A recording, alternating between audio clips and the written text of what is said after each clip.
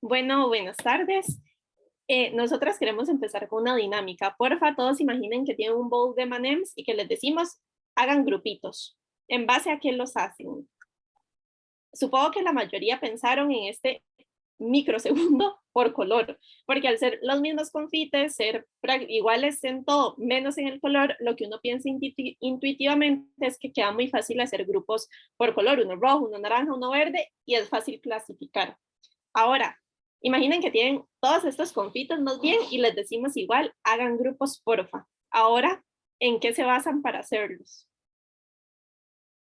Igual, en este segundo tal vez pensaron como en color, tamaño, sabor, tipo de dulce u otras cosas que a nosotras no se nos ocurrieron, pero la idea es que vean que ahora hay más variables involucradas, hay muchas más variables que están describiendo a las muestras y es más compleja esa clasificación, no es tan obvia ni tan simple.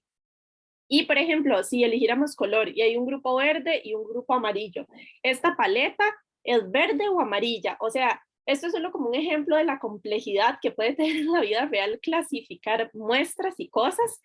Y esto es un ejemplo simple, o sea, a nivel real de cálculos de muestras, de datos reales, se complica mucho y clasificar muestras es como todo un campo de estudio realmente complejo. Entonces, una mala asignación de una muestra puede terminar hasta con cuestiones legales, problemas de salud. Entonces, en los distintos campos es muy importante hacer asignaciones certeras de las muestras.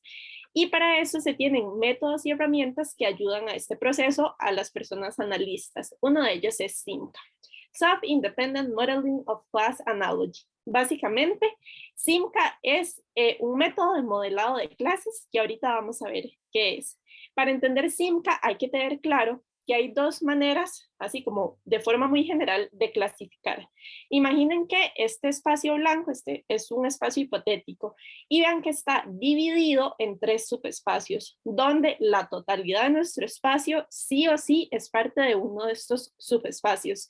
Entonces imaginen que traemos una muestra, una estrella negra, y yo les pregunto, ¿en qué espacio cae? Así de entrada no resulta evidente si va a caer en A, B o C, porque como que esta clasificación, estos grupos como que no están describiendo muy bien a dónde podría ir una estrella negra, pero como estamos en esta clasificación tan estricta, la estrella va a tener que caer sí o sí en A, B o C, aunque realmente no se parezca mucho, no tenga tanto sentido que sea asignada a ese grupo, sí o sí va a estar en A, B o C. Pero entonces hay una forma de clasificar que es diferente, es más suave, de ahí el soft de Simca, que es modelando clases. ¿Esto qué quiere decir? Que en lugar de dividir el espacio así estricto en todo, en cierta cantidad de grupos, lo que vamos a hacer es modelar clases, que básicamente es las muestras se modelan y se obtiene un espacio que está delimitado por un borde. Y si nuestra muestra cae adentro de ese límite, de ese borde, entonces sí es parte de la clase. Pero, por ejemplo, aquí la estrella negra puede caer aquí. ¿Y eso qué es? Que no es ni de parte ni de A, ni de B, ni de C. ¿Y qué pasa si cae aquí? Pues es una clasificación inconclusa porque puede ser tanto de A como de B. Entonces, este modelado de clases lo que permite es como esta flexibilidad en cuanto a que el resultado puede ser que la muestra es de A, de B, de C o de ninguna, o que puede estar tanto en A como en B. Entonces, esta es como la idea general que quiero que tengan en mente.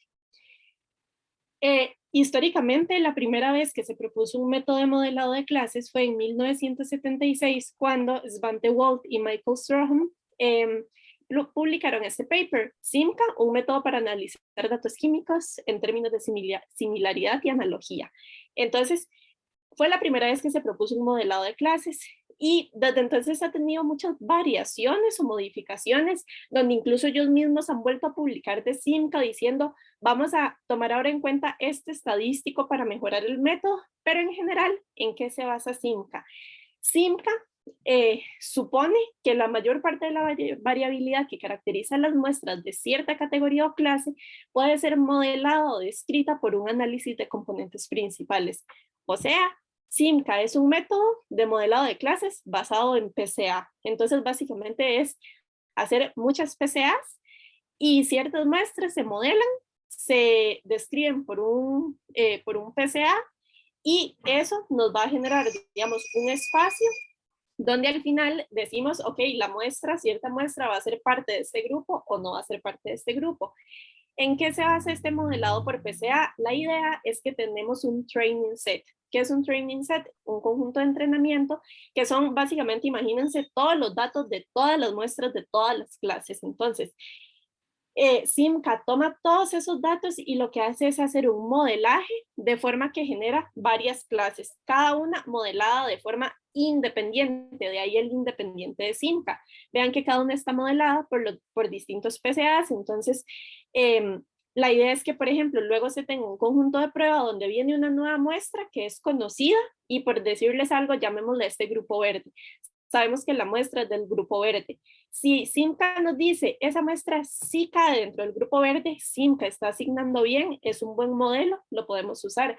Pero si Simca asigna mal, sabemos que algo está pasando con el modelo y entonces hay que ver si hay que usar más componentes principales para que la variabilidad se describa mejor. En fin, la idea es tener este training set para hacer el modelo, probarlo y luego asignar muestras con ese modelo. Ahora, esto nos genera un área de aceptación, digamos, llamémosle así, donde lo que cae adentro es parte de esa clase y lo que está afuera puede ser un outlier o un valor extremo. Si es un valor extremo es algo que sí era de la clase, pero que como estamos trabajando a cierto porcentaje de confianza, digamos 95% de confianza, ese valor se nos quedó por fuera porque la confianza no lo toma en cuenta. Pero también puede ser un outlier, donde del todo es un valor ajeno, nada tenía que ver con la clase. Entonces, ¿cómo delimitamos esta área de aceptación? ¿Cómo hacemos estos límites? ¿Cómo decidimos si la nueva muestra es parte de cierta clase o no? Para esto tenemos que entrar con nuevos conceptos, que es la distancia de scores y la distancia ortogonal. Van a ver que muchas veces en la literatura la distancia de scores se representa con la letra H y la distancia ortogonal con letras Q o V. Entonces, ¿con qué se asocian estas distancias? La distancia de scores se asocia con el estadístico T2 de Hotelling, que es la distancia de Mahalanobis al cuadrado desde el centro de un modelo hasta una muestra I dentro del subespacio PCA. O sea, bonito en el gráfico, vean qué es la distancia.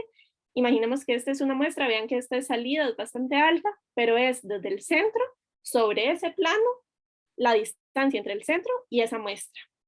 La distancia ortogonal más bien se relaciona con el estadístico Q, que es conocido como la suma residual de cuadrados y más bien es la distancia euclidiana al cuadrado desde la muestra I hasta el subespacio PCA, o sea, es una distancia perpendicular de una muestra que se nos aleja perpendicularmente de ese plano de PCA y esa distancia de qué tanto se nos alejó hasta el plano en sí, esa es la distancia ortogonal. Ahora, hay todo, o sea, es todo cuestiones matemáticas y de distribuciones, cálculos que se salen de lo que queremos con esta exposición, pero quiero que tengan en cuenta que estos estadísticos hay muchas formas de como calcularlos o estimarlos y luego hay muchas formas de decidir qué hacer con ese valor que se obtuvo del estadístico. Entonces, aquí es donde entran las reglas de decisión. ¿Eso qué quiere decir? Que en Simca siempre vamos a tener un training set, vamos a hacer PCA, pero luego, ¿cómo calcular estos estadísticos? ¿Cómo analizarlos? ¿Qué decir a partir de ellos? Hay varias formas de hacerlo. Por ejemplo, por mencionarles algunos utilizados son el simple, que fue propuesto por Massard, Alternative por Wise, Combined Index por Joe King y el Data Driven por Pomerancev. Van a ver que ahora vamos a ver un ejemplo de Data Driven, pero o sea, de esto quiero nada más que les diga que hay diferentes formas de calcularlos, de analizarlos y de decidir a partir de estos estadísticos. Ahora, ¿qué tipo de gráficas se pueden obtener? Por ejemplo, vean que las gráficas siempre tienen que ver con estos valores, como les dije, H se asocia con distancia de scores y Q con distancia ortogonal, perdón. Entonces, dependiendo del método de regla de decisión que se esté usando para estimar estos estadísticos y analizarlos, hay diferentes límites de esa área de aceptación. Vean, por ejemplo, si usamos aquí D de Simca, que es Data Driven, muestras con valores altos de Q sí son aceptadas dentro de la clase, pero más bien si usamos cualquiera de estas otras tres, no son aceptadas. Aquí, por ejemplo, muestras con un valor alto de distancia de scores se quedan adentro de la clase si usamos, por ejemplo, AltSync, pero quedan por fuera si usamos Data Driven. Entonces vean que esto varía y hay que tener un criterio para ver qué se usa. Con D de Simca también hay una diferencia que a veces se puede sacar raíz de estos valores para, en lugar de obtener una recta, obtener una curva y como visualizar mejor los datos. Y esto, C y R, es clásico y robusto. Es dependiendo de la naturaleza de los datos, uno utiliza ciertos valores o ciertas formas de calcular los estadísticos, pero nuevamente no nos interesa en este momento. Ahora, en resumen, el objetivo de Simca es establecer una regla de decisión que determine si una nueva muestra pertenece a la clase objetivo que se ha modelado utilizando el conjunto de entrenamiento. Básicamente con Simca queremos asignar y queremos, ojalá, asignar bien. Entonces, cuando hacemos la asignación, podemos asignar correctamente o incorrectamente y tener falsos positivos y falsos negativos. Si nos centramos en la primera fila, el falso negativo les puede recordar al error tipo 1, que es que estamos rechazando una muestra que en realidad sí pertenecía a la clase objetivo. Y esto también se asocia con la sensibilidad, que es la tasa de verdaderos positivos. Todos los que sí eran positivos se están asignando como positivos, o cuántos de esos nos estamos perdiendo. Más bien, la segunda fila la asociamos el falso positivo con error tipo 2, que es cuando la muestra más bien sí se aceptó, pero no pertenecía a la clase objetivo. Y esto también lo asociamos con especificidad, que es la tasa de verdaderos negativos. Todo eso que no debía ser parte de la clase, cuánto fue correctamente asignado así y cuánto sin querer, sí, bueno, sin querer por algún error del modelo, sí se puso como parte de la clase. Tomando en cuenta como todos estos conceptos básicos de Simca y como el objetivo de este método, vamos a ver como una aplicación real. Les vamos a exponer sobre un estudio súper interesante de nidos de aves comestibles en Malasia, en donde se buscan específicamente adulterantes y su origen geográfico, utilizando espectroscopía IR y específicamente Simca Data Driven, que es el último que les expuso Jimmy. ¿En qué consistía el proyecto? Los nidos de pájaro comestibles se consumen ampliamente en Asia como producto alimenticio saludable. Sin embargo, en los últimos años, la adulteración de estos nidos es bastante común debido a su alto valor económico y al suministro ilimitado de este producto. Entonces, la autenticación y la trazabilidad de estos nidos exigen mediciones analíticas secuenciales que consumen mucho tiempo y usualmente dinero para confirmar que la calidad del producto cumple con los requisitos técnicos y reglamentarios pues, con los que debería de cumplir siendo un alimento. Entonces, en el estudio que les vamos a presentar, se utilizó espectroscopía de infrarrojo medio combinado con D de Simca para detectar adulterantes estructurales en estos nidos en Malasia y para confirmar el origen geográfico. Entonces, la primera parte, que es la parte de adulterantes, lo primero que se realizó, como les explicó Jimé, es se planteó un modelo y este modelo se probó con muestras auténticas. Esto quiere decir con muestras que no estaban adulteradas. En el estudio se consiguen muestras auténticas por el Ministerio de Salud que les da un certificado diciéndoles de qué región de Malasia provienen y que son muestras completamente auténticas. Y se realiza, en este caso, un PCA con 5 componentes principales. En este caso, la línea verde, que no es punteada, es al 95% de confianza. La línea punteada es al 99% de confianza y la línea roja ya nos indica los outliers, los valores atípicos. Entonces vean que el modelo es bastante bueno porque la mayoría de nuestros datos se cumple que están en el 95% dentro. Sin embargo, por la curva normal que tenemos siempre, tenemos algunos extremos que se pueden salir un poco de esta clase objetivo, pero tampoco es atípico. Entonces, ya sabiendo que el modelo no funciona, ellos analizaron los adulterados. ¿Cómo analizaron esto? Ellos mismos adulteraron parte de sus muestras auténticas. ¿Cómo hicieron esto? Añadieron diferentes adulterantes, de los más comunes, agar, algunos tipos de gelatina, piel de pescado, a diferentes concentraciones, específicamente usaron 1, 5 y 10% en masa-masa, y plantearon el modelo. Inicialmente lo plantearon con 3 componentes principales, sin embargo se dieron cuenta que la clasificación no era tan buena. En esta tabla, el menos es clasificado correctamente y el más es clasificado incorrectamente. Entonces, si ven, con 3 componentes principales, la clasificación es bastante mala porque hay más que menos. En el caso ya de 5 componentes principales, vemos que la clasificación es un poco mejor, principalmente para concentraciones altas. Para concentraciones bajas, el modelo no se logró adaptar muy bien. Y vean que con algunos adulterantes, como la piel de pescado, fue muy difícil clasificarlas con cualquiera de los modelos, a concentraciones altas, bajas y variando los componentes principales. Esto que les acabo de comentar, viéndolos ya en gráficos Cinca, como los que les explicó Jime, perdón, la línea verde en este caso representa la clase objetivo, o sea, la clase de nuestros nidos auténticos que se estableció, anteriormente. En el caso del gráfico de la izquierda, lo que vemos son el análisis de las 18 muestras de nidos adulterados. Vean que cada tipo de adulteración se muestra con un tipo de marcador específico. Vean que el modelo no es tan bueno porque muchísimas de estas muestras nos están cayendo dentro de nuestra clase objetivo y más bien los queremos fuera porque no son parte de nuestras muestras auténticas. Esto, si nosotros lo analizamos, nos dirían, casi todas nuestras muestras son auténticas, pero ya sabemos que eso no es cierto porque ellos mismos las variaron.